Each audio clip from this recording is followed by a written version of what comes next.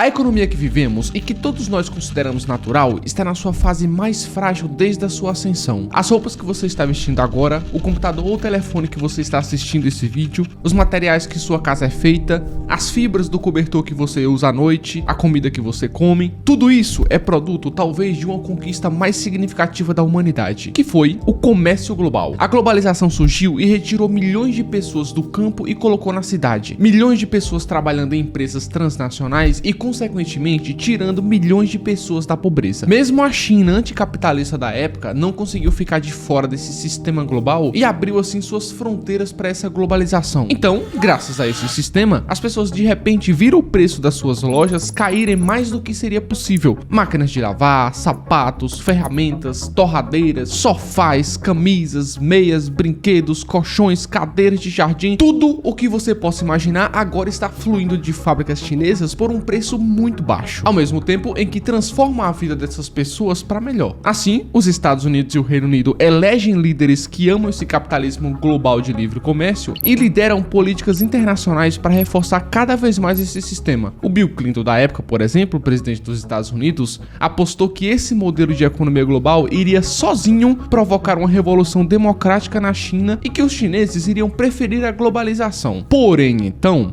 de uns 2-3 anos pra cá, o mundo começou a mudar e começou a mudar rapidamente. Com a pandemia do Covid-19, portos e cadeias de suprimentos internacionais foram fechadas e trouxeram assim à tona um dos grandes problemas dos países não serem autossuficientes. Um grande problema no fato dos países dependerem muito um dos outros para ter suprimentos básicos. Com a guerra na Ucrânia também, surgiu um outro grande problema que despertou o mundo inteiro. No meio de uma enxurrada de sanções econômicas entre Estados Unidos, Europa e Putin, Vladimir Putin, presidente da Rússia, desliga o gasoduto que bombeava gás natural para a Europa, o gás que é necessário para aquecer as pessoas e fazer funcionar as coisas, mostrando a todos nós que esses emaranhados econômicos pode ser uma arma. E virando assim, toda essa teoria maravilhosa do livre comércio de cabeça para baixo, o que levou à aplicação de novas políticas protecionistas, nas quais vários governos esperam que tragam as cadeias de abastecimento de volta para dentro de suas fronteiras. Além disso, o Bill Clinton estava totalmente errado na época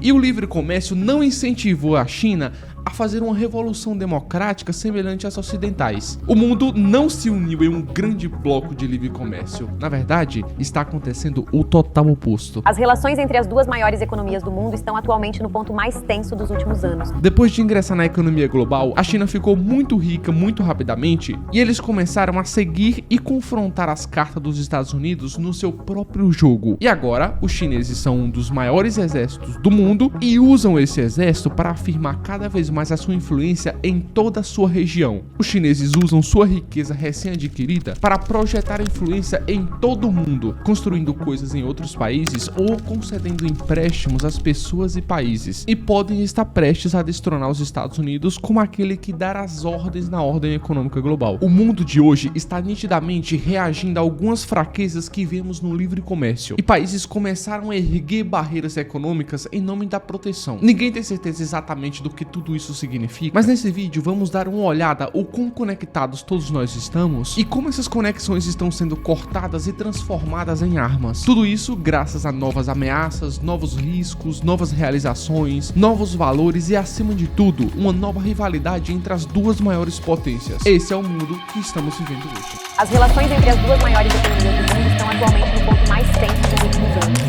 A China é o nosso competidor estratégico de maior consequência e o desafio de ritmo de maior consequência dos nossos militares. Bom, vamos mergulhar aqui nessa história. Ao longo do vídeo, eu vou soltando aqui algumas fontes, vai aparecer na edição, posso deixar algumas fontes também na descrição do vídeo. Você pode pesquisar mais do que eu estou falando para poder não ficar só nas minhas palavras e assim você ter uma informação mais completa, tá? Mas de antemão, nós estamos percebendo que o governo dos Estados Unidos, meio que silenciosamente ali, sem alardar muitos para as mídias, eles estão remodelando a economia global de uma forma que mudará o comércio que conhecemos hoje. Por exemplo, vamos ver aqui nesse discurso do presidente Joe Biden lá no Congresso americano. Pense bem, não tem razão nenhuma as pás de turbinas eólicas não serem construídas em Pittsburgh em vez de Pequim. Nenhuma razão. Nenhuma. Não há razão os trabalhadores americanos não liderarem o mundo na fabricação de carros elétricos e baterias. Quer dizer, não existe razão. Temos essa habilidade. essa declaração de Biden é mais importante do que parece, porque essa declaração em si, ela marca uma nova era em nosso sistema global. Porém, antes de vermos aqui essas novas mudanças e para onde isso nos levará, vamos primeiro ver como nós chegamos até aqui, como desenrolou esse sistema do livre comércio. Desde cedo, os humanos descobriram a magia que ocorre quando um grupo de pessoas se especializa na produção de algo valioso, como grãos, por exemplo, e assim eles produzem mais do que precisam e depois pegam esse excesso e trocam por um outro grupo que também se especializou em uma coisa específica e produziu em excesso, que assim podem trocar. É através dessa troca que ambas as partes beneficiam muito mais do que elas poderiam beneficiar-se por si só. Foi esse tipo de cooperação que levou a nossa espécie acima de qualquer outro animal da Terra. Então continuamos fazendo isso até hoje. Quando chegou a década de 1900, tínhamos um mundo bastante conectado. Havia comércio global em todos os lugares, mas ainda assim era bastante desajeitado. Todos tinham regras comerciais diferentes e moedas diferentes. Os países estavam preocupados com a possibilidade de os produtos estrangeiros ameaçarem os seus produtores nacionais. Por isso, criaram barreiras comerciais e impuseram grandes tarifas sobre os produtos que entravam no seu país. Um detalhe aqui, eu estou me referindo da década de 1990, tá? Não é hoje, por mais que pareça semelhante. Vamos ver. Então, há 70 anos, veio aquela guerra que quase destruiu esse mundo. E das cinzas daquela guerra, os Estados Unidos emergiram como o país mais poderoso. Tinham tropas e influência em todos os cantos do globo. E com esse novo poder, os Estados Unidos e seus aliados escreveram um novo manual para a economia mundial. Eles fariam com que o dólar americano fosse a moeda principal e tudo estaria atrelado ao dólar americano. E isso ajudou a estabilizar esse sistema global que vivemos hoje. Ajudou os países a enviarem e receberem dinheiro através de suas fronteiras. Os Estados Unidos também uniram os países com o objetivo de reduzir os impostos cobrados sobre os produtos que entram e saem do seu país. E através de todos esses esforços, as fronteiras se abriram. Os investidores agora poderiam pegar seu dinheiro e colocar basicamente em qualquer lugar do planeta para poder desenvolver um negócio. As empresas poderiam procurar terras distantes em qualquer lugar do planeta em busca de trabalhadores mais baratos para poder instalar em suas fábricas. Então assim, o mundo se tornou um grande mercado e começou a beneficiar milhões de pessoas. Como eu falei anteriormente, até a China anticapitalista não conseguiu ficar de fora desse grande mercado global e abriu suas fronteiras. Porém, a China abriu assim, mas com uma exceção. Eles disseram, bateram o martelo, que iriam continuar comunistas, mas que abririam algumas dezenas de suas cidades costeiras para estarem abertas a esse novo sistema global. Milhões de pobres rurais da China migraram para as cidades costeiras. Eles apareceram lá prontos para trabalhar, e detalhe, para trabalhar barato. A um mundo de distância lá nos Estados Unidos, as empresas olharam para todas as suas fábricas em lugares como Detroit e Buffalo e perceberam que faria muito mais sentido para eles transferirem todas essas fábricas para a China, onde poderiam pagar esses trabalhadores um salário muito mais barato. Na verdade, um salário não, né? Uma fração de salário. E, alerta de spoiler, todas essas cidades costeiras da China se tornaram, aqui ó, centenas de milhões de pessoas da China saindo da pobreza e sendo empurradas para a nova classe média e alta. E grande parte desse feito veio graças à magia da economia global. Porém, não só isso também. Obviamente, tiveram outras ramificações que provocaram essa riqueza na China, porém não dá para eu abranger todas aqui em um vídeo. Mas no geral aqui, essa nova economia global foi muito boa para a China e para outros países também. Porém, para aqueles americanos na qual seus empregos foram dados para alguém em Xangai ou uma outra cidade chinesa, não foi um negócio muito interessante. Porém, para todos os outros países que estavam recebendo muitas fábricas e gerando muitos empregos em seus países, foi um negócio totalmente radiante. Porque graças a esse sistema, as pessoas de repente viram os preços das suas lojas cair mais do que era possível. Como já mencionei, máquinas de lavar, sapatos, ferramentas, torradeiras, sofás, camisas, meias, brinquedos, colchões, tudo de produto que nós possamos imaginar, agora está fluindo de fábricas chinesas por um preço muito baixo, ao mesmo tempo em que transforma a vida das pessoas em lugares como Vietnã, Índia, Chile e Tailândia, na qual registraram um enorme crescimento econômico durante esses anos. Assim, nos anos 80, a China está plenamente inserida nesse comércio local e ali todo aquele trem de alegria. Os Estados Unidos e o Reino Unido elegeram líderes que amam esse capitalismo do livre comércio, então cada vez mais foi tendo mais comércio e não menos. More trade, not less, is the wave of the future. E assim assim, o mundo foi impulsionado por essa nova onda tecnológica que tinha surgido, tornando mais fácil passagem de informações através das fronteiras, tornando mais fácil a movimentação de pessoas, movimentações de dinheiro e movimentações de mercadoria em todo o mundo. Essa política que criou uma cooperação em massa entre milhares de milhões de pessoas que não falam a mesma língua, que não se conhecem, mas que de alguma forma estão todos conectados por esse livre comércio. Então aqui, no geral, essa mentalidade econômica foi quem criou o livre comércio, foi quem criou a economia em que vivemos hoje. Porém, o mais louco aqui é que se hoje nós mexermos nessa política da globalização, do livre comércio, nós podemos reverter facilmente parte dessa globalização. E que, por sinal, é exatamente isso que está acontecendo agora. Não tem razão nenhuma as pás de turbinas eólicas não serem construídas em Pittsburgh em vez de Pequim. Nenhuma razão, nenhuma. No início da globalização, você tinha que deixar os americanos escreverem suas políticas de segurança. E aqui, nunca se esqueça, essa globalização nunca foi só apenas economia para os americanos. A globalização para os Estados Unidos sempre foi sobre segurança. Ou seja, os Estados Unidos chegaram para qualquer país e falaram assim, ó, nós pagamos você para você ficar do nosso lado. E isso funcionou muito bem na época. Depois de 40, 45 anos, ali o sistema soviético acabou colapsando porque não podia competir no longo prazo com esse sistema global, principalmente porque os americanos não só manteram todo esse sistema de segurança em vantagem, mas também criaram toda essa aliança econômica que eram infinitamente maiores do que só a União Soviética. Quando chegamos na década de 1980, por exemplo, a Coreia, que era o quinto país mais pobre do mundo em termos per capita, na verdade tinha até ultrapassado a União Soviética, mostrando que simplesmente não havia como os soviéticos competirem no longo prazo. E desde então, o mundo mudou. Entramos em uma era de hiperglobalização, onde vários atores entraram no sistema global sobre as regras que os Estados Unidos estabeleceram. Isso significa que não é apenas o Ocidente e não são apenas os protetores asiáticos, mas também entraram nas regras dos Estados Unidos o Sudeste Asiático, o Brasil, a Índia, a China, todos fazendo um subsídio indireto para os Estados Unidos. Olha que loucura. O livre comércio tinha acabado de pôr um fim no conflito global entre essas duas grandes potências. E o livre comércio estava a pressionar os países a adaptarem a democracia. E aqui está Bill Clinton, todo entusiasmado, com o quão bem tudo está indo, prevendo que o livre comércio traria a democracia à China. Quanto mais a China liberalizar sua economia, mais libertará plenamente o potencial do seu povo, sua iniciativa, sua imaginação, seu notável espírito de empreendimento. E quando os indivíduos tiverem o poder, não apenas de sonhar, mas de realizar seus sonhos, exigirão uma palavra maior. A ideia aqui era que o livre comércio evitaria a nossa maldição da existência humana, que são essas guerras destrutivas, como a Segunda Guerra Mundial, que quase trouxe a extinção da espécie humana. Porque assim, a ideia inicial, por conta desse livre comércio, todos os países estão negociando entre si com acordos mutuamente benéficos e que não fariam sentido eles lutarem, porque já tá ganhando um com o outro. Então, por que esse sistema lindo e maravilhoso não aconteceria perfeitamente com todo o globo? Então, na visão de Bill Clinton e de outros líderes, esse livre comércio nunca mais iria trazer conflitos. E eles estavam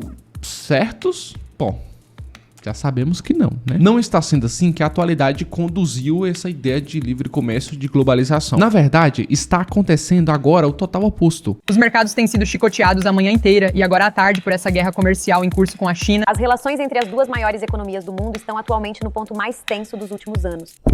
Numa mudança repentina, os governos por volta de todo o mundo estão desfazendo grande parte dessa globalização. A Índia, por exemplo, está pegando as empresas para manterem sua produção dentro de suas próprias fronteiras, especialmente para as indústrias importantes como a farmacêutica e a eletrônica. Já desse lado aqui da Ásia, a Coreia do Sul está dando o dinheiro dos contribuintes às empresas para elas poderem produzir infraestruturas de energia verde, ao invés de esperarem que o livre comércio venha construí-las. O Japão, que também está pagando as empresas para poderem transferirem a produção de volta para o Japão e para afastarem da China as suas cadeias de abastecimento. Já a Austrália está utilizando o dinheiro dos contribuintes para incentivar as empresas mineradoras a estabelecerem um processo de instalações de minerais de terras raras dentro de suas próprias fronteiras. Já aqui na África, o Níger, por exemplo, está impondo restrições aos produtos estrangeiros e pretendem ver produzidos internamente produtos como arroz e o cimento. Já aqui na Europa, vários países estão investindo dinheiro do governo para proteger suas indústrias locais que sempre foram dirigidas pela economia global. Indústria de energia, de agricultura, de automóveis, entre outras. Eles não querem depender mais de outros países como era antes. O envolvimento dos governos nesse mercado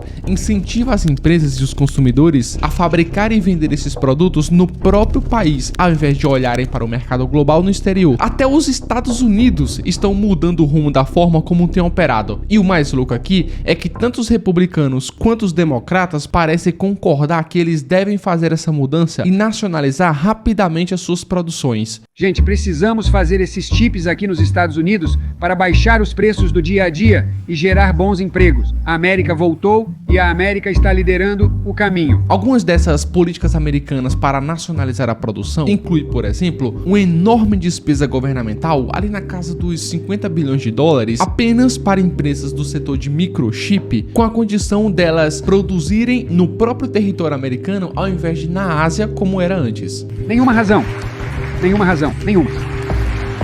Porém, tem mais subsídios não só para empresas de microchips, mas também tem subsídios e políticas para nacionalizar empresas de indústria como automóveis, energia limpa, minerais críticos, entre outras. Mas também o governo dos Estados Unidos não está apenas dando dinheiro a essas empresas para que eles nacionalizem a produção. Não é apenas dinheiro do governo que inunda todas essas indústrias, mas também o governo americano está impondo barreiras comerciais contra indústrias estrangeiras, o que protege os produtores nacionais americanos de certas indústrias do exterior, porque agora eles não precisam mais competir com o comércio global. Além disso, também o governo americano está impedindo que empresas do próprio território americano vendam, por exemplo, para países como a China. Eles estão vasculhando qualquer investimento proveniente de lugares como a China. E como os Estados Unidos é quem dá as cartas do livre comércio, né? Era para ser o país mais aberto. Isso é uma grande mudança. Uma grande mudança mesmo. O que aconteceu aqui com aquela ideia da globalização, do mundo inteiro